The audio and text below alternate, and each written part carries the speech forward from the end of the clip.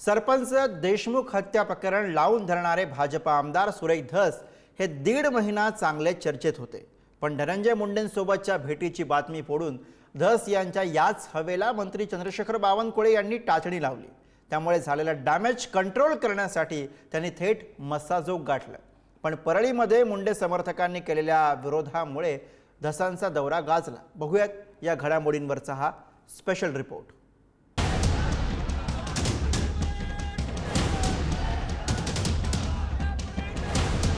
बीडच्या राजकारणात परळी विरुद्ध केज असा नवा संघर्ष निर्माण होण्याची शक्यता आहे। याला निमित्त ठरलंय भाजपा आमदार सुरेश धसांना मुंडे समर्थकांकडून झालेला कडाडून विरोध।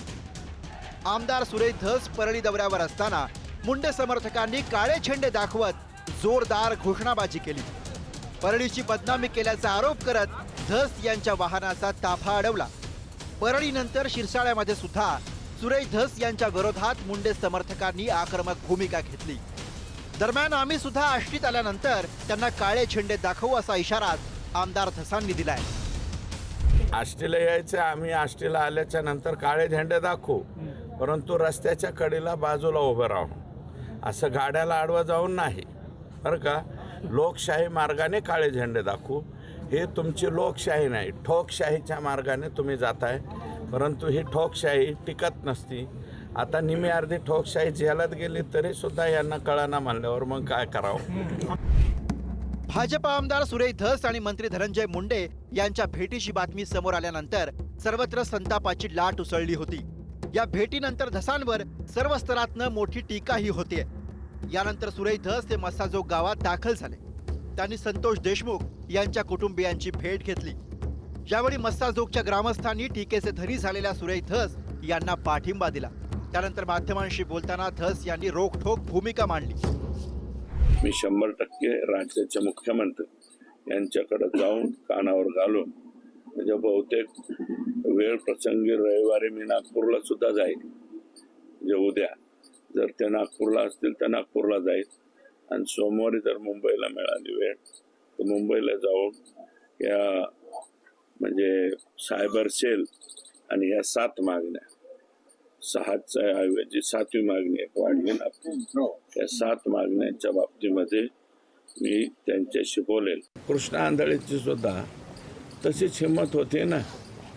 आतापर्यंत सरेंडर व्हायला पाहिजे होतं, पोलिसने का त्याचं घरदार उचलून आणलं नाही, बसवायला टॉर्चर करायला पाहिजे ना। जसं आमच्या सगळ्या लोकांना संतोष देशमुख हे पूर्ण महाराष्ट्रामध्ये सगळ्यांच्या मनाला लागलेली केस आहे। इतका सुंदर माणूस तुम्ही आमचा हिरावून घेतला, आणि हिरावून घेतल्यामुळे हे सगळ्यांना चटका लागलेला आहे। त्याच्यामुळं या लोकांच्यावरती कसल्याही परिस्थितीत ॲक्शन झाली पाहिजे। संतोष देशमुख कुटुंबियांच्या भेटी पाठोपाठ सुरेश धसांनी महादेव मुंडे यांच्याही कुटुंबियांची भेट घेतली। तिथेही त्यांनी पुन्हा आकाला अर्थात वाल्मिक कराडला लक्ष केलं। थोडक्यात जोपर्यंत वाल्मिक कराडवर लक्ष ठेवू तोपर्यंत धनंजय मुंडे यांच्यावर प्रेशर कायम राहील याची काळजी धस घेताना दिसते। भास्कर केंद्रे 15 वर्ष इथे आहे, सचिन सानप सुद्धा इथंच आहे 10-12 वर्ष, आणि हा गोविंद भाताने सुद्धा 10-12 वर्ष झालं इथंच आहे।